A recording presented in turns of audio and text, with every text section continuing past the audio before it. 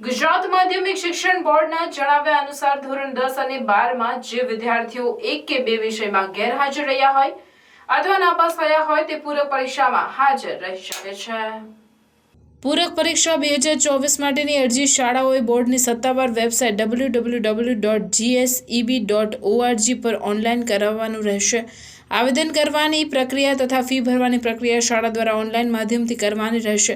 ઉલ્લેખનીય છે કે પૂરક પરીક્ષા માટેની અરજી 22મી મે સુધી ઓનલાઈન કરી શકાશે।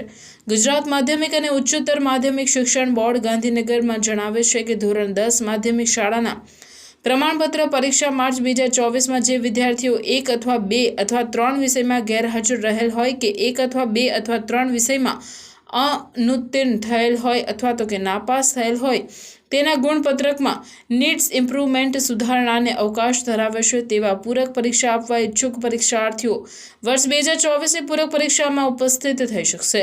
પૂરક પરીક્ષા 2024 માટેનું આવેદન શાળાઓએ બોર્ડની વેબસાઇટ www.gseb.org અથવા SSC પૂરક reg.gseb.org પરથી ઓનલાઈન કરવાનું રહેશે। આવેદન કરવાની પ્રક્રિયા તથા ફી ભરવાની પ્રક્રિયા શાળા દ્વારા મફત ઓનલાઈન માધ્યમથી જ કરવાની રહેશે। આવેદનપત્ર રૂબરૂ કે ટપાલ દ્વારા સ્વીકારવાની પદ્ધતિ અમલમાં નથી, જેથી વિદ્યાર્થીની યાદી બોર્ડની મોકલવાની રહેતી નથી। પૂરક પરીક્ષા માટેનું આવેદન તારીખ 15/5/2024 સાંજે 5 કલાકથી 22/5/2024 સાંજે 5 કલાક સુધી ઓનલાઈન કરી શકાશે।